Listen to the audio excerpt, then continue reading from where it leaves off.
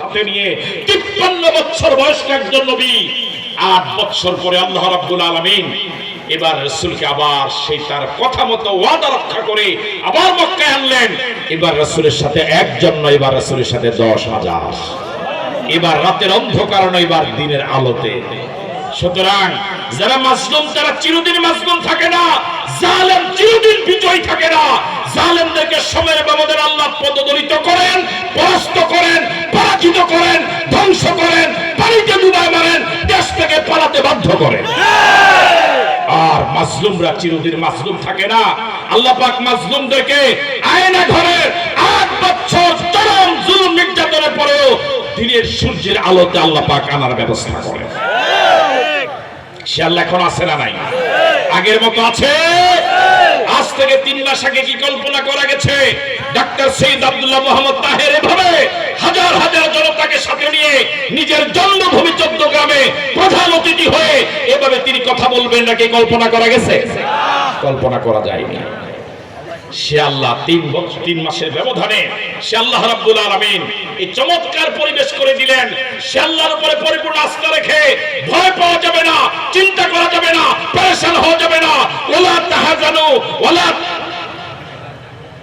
ওয়ালা তাহিনু ওয়ালা তাহজানু ওয়া আনতুমুল আলাউনা ইন কুনতুম মুমিনিন। ভয় পাওয়া যাবে না, পেরেশান হওয়া যাবে না।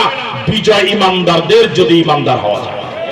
সুতরাং বৈষম্য বিরোধী ছাত্র আন্দোলনের শুধু এক দফা ছিল পদত্যাগ। কি ত্যাগ? দেশ ত্যাগ কিন্তু ছাত্রদের দাবি ছিল না। কিন্তু পাপের বোঝা, পাপের সংখ্যা এত বেশি ছিল যে শুধু পদত্যাগই যথেষ্ট না, আল্লাহ দেশ থেকে বাধ্য করেছেন। এত পাপ করার পরেও যিনি অবলীলায় বলতে পারেন জাতির কাছে আমার জিজ্ঞাসা, আমার দোষটা কি? বলে নাই কথা বলেন, বলে নাই? বৈষম্য বিরোধী ছাত্র আন্দোলন এক দফা সফল হয়েছে, বাস্তবায়িত হয়েছে। কিন্তু দেশ কি বৈষম্য মুক্ত হয়েছে? ইনসাফ কি কায়েম হয়েছে? বাংলাদেশ থেকে যদি বৈষম্য মুক্ত করতে হয়, ইনসাফ ভিত্তিক বাংলাদেশ বানাতে হয়, তাহলে কোরআনের আইনের বিকল্প কিছু নেই। সুতরাং আসুন দলমত নির্বিশেষে আজ যারা এসেছেন, যারা এই কোরআনকে বিশ্বাস করেন, মানুষের তন্ত্র মন্ত্র দিয়ে বাংলাদেশকে শান্তি করা যাবে না।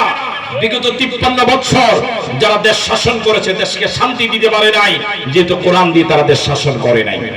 মানব রচিত মতবাদ দিয়ে নয়, বরং আসুন আমরা কোরআন দিয়ে বাংলাদেশটা শাসন করার জন্য, কোরআনকে বাংলাদেশের সংবিধান বানাবার জন্য এখন থেকে সিদ্ধান্ত নেই চট্টগ্রামের প্রতিটি ঘর কোরআনের ঘর হিসেবে প্রতিষ্ঠিত করার জন্য ঘরে ঘরে দাওয়াত পৌঁছাবার দায়িত্ব আজকে থেকে নিতে হবে।